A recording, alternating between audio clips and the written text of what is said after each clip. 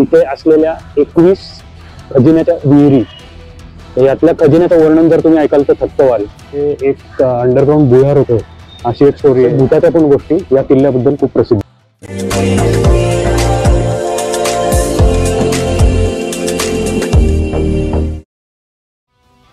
कांगडा किल्ला हा हिमालयातला सगळ्यात मोठा किल्ला आहे आणि एवढंच नाही तर भारतातला हा एक सगळ्यात जुना किल्ला म्हणून प्रसिद्ध आहे. हिमाचल प्रदेशातील कांगडा जिल्ह्यात बाणगंगा आणि मांजी या नदींच्या संगमावर उभा असलेला असा हा प्रचंड कांगडा किल्ला. सुमारे 4 किलोमीटर एरियावर पसरलेला हा किल्ला कोट कांगडा किंवा नगरकोट या नावानेही प्रसिद्ध आहे. इथे आल्यावर तुमचे लक्ष वेधून घेते ते इथे सुस्थितीत असलेले दरवाजे, बुरुज आणि याची भव्य तटबंदी. आता हा कांगडा किल्ला नक्की कधी बांधला किंवा याचं वय किती याचा अंदाज लावणं अशक्य आहे. पण अशाही इथे म्हणजे स्टोरी आहेत की हा किल्ला महाभारतातल्या त्रिगर्ताचा जो राजवंश होता आणि त्या त्रिगर्ताचा राजा सुशर्मा जो कौरवांच्या बाजूने कुरुक्षेत्राला लढला, त्यांनी हा किल्ला बांधलाय अशी आख्यायिका आहे. हा किल्ला ASIच्या देखरेखीखाली आहे आणि इथे 30 रुपयाचे तिकीट आपल्याला पडते. सुरुवातीपासून शेवटपर्यंत सोपी परंतु कंटिन्युअस अशी 1 तासाची चढाई करून आपण किल्ल्याच्या टॉपला पोहोचू शकतो. इथले एक खास आकर्षण आहे ते म्हणजे किल्ल्याचे भव्य असे 4-5 दरवाजे आणि किल्ल्यात सगळीकडे दिसणारी सुंदर अशी मूर्तिशिल्प. हा किल्ला डोंगरी भागात असला तरी अतिशय उंच नाहीये, त्यामुळे इथे सुंदररित्या अशी बांधलेली किल्ल्याची बचावात्मक तटबंदी ही खूपच महत्वाची आहे. चला आता चालत चालत येऊन पोहोचलो ते किल्ल्याच्या दुसऱ्या भव्य दरवाजापाशी. स्थापनेपासून हा किल्ला बराच काळ कटोच या राजवंशाकडे राहिलेला आहे आणि या कटोच राजवंशाबद्दल मार्कंडेय पुराणात एक इंटरेस्टिंग गोष्ट आहे.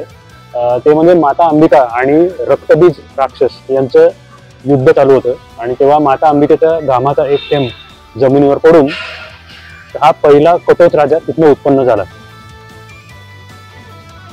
किल्ल्यावर खालपासून वरपर्यंत चांगली अशी दगडी पायवाट आहे आणि इथे असं फिलिंग येतं की एक एक जिना चढून आपण बिल्डिंगच्या वरच्या मजल्याला जातो आहोत. इतिहास खूप मोठा आहे आणि याच्यावर अनेक स्वाऱ्या झालेल्या आहेत आणि अनेक वेळा याचा कंट्रोल चेंज झालेला आहे. म्हणजे 5व्या शतकात काश्मीर राजाने इथे आक्रमण केलं होतं. त्यानंतर जो मेजर इथे अटॅक झाला तो 11व्या शतकाच्या सुरुवातीला गजनीचा महमूद यांनी इथे हल्ला केला होता. तसंच 14व्या शतकात मोहम्मद बिन तुगलक यांनी सुद्धा कांगडा किल्ला हल्ला करून तो हस्तगत करायचा प्रयत्न केला. मुघलांनी याच्यावर म्हणजे अकबर आणि जहांगीर यांनी याच्यावर हल्ला करून शेवटी हा किल्ला हस्तगत केला होता. त्यानंतर 18व्या शतकात कटोच राजवंशाच्याच एका वंशजांनी शीख राजांच्या मदतीने कांगडा किल्ला आणि प्रदेश परत हस्तगत केला आणि आपली सत्ता बसवली. पुढे 19व्या शतकाच्या सुरुवातीला इथे गुरखा लोकांनी आक्रमण केलं होतं, पण महाराजा रणजित सिंगजी यांच्या सहाय्यतेने कटोच लोकांनी हे आक्रमण हाणून पाडलं होतं. असं करून शेवटी हा किल्ला मध्ये शीख लोकांच्या ताब्यात होता आणि 1846च्या शीख युद्धानंतर हा किल्ला फायनली ब्रिटिशांकडे गेला. किल्ल्याच्या टॉपला पोहोचण्याच्या आधीचा हा शेवटचा भव्य दरवाजा. या दरवाजाच्या दोन्ही बाजूला गंगा आणि यमुना या नद्यांचे देवी रूपी शिल्प आहेत. फार पहिल्यापासून भारतात नद्यांना माता किंवा देवी याचं स्थान आहे आणि त्याचाच इथे प्रत्यय येतो. किल्ल्याचा हा शेवटचा दरवाजा पार केल्यावर एक चिंचोळी वाट आपल्याला आणून सोडते ते एका भव्य पटांगणासारख्या एरियात. या पटांगणात आहेत अतिशय इंटरेस्टिंग बऱ्याचशा अशा वास्तू. या किल्ल्याचं एक खास आकर्षण म्हणजे इथे असलेल्या 21 खजिन्याच्या विहिरी.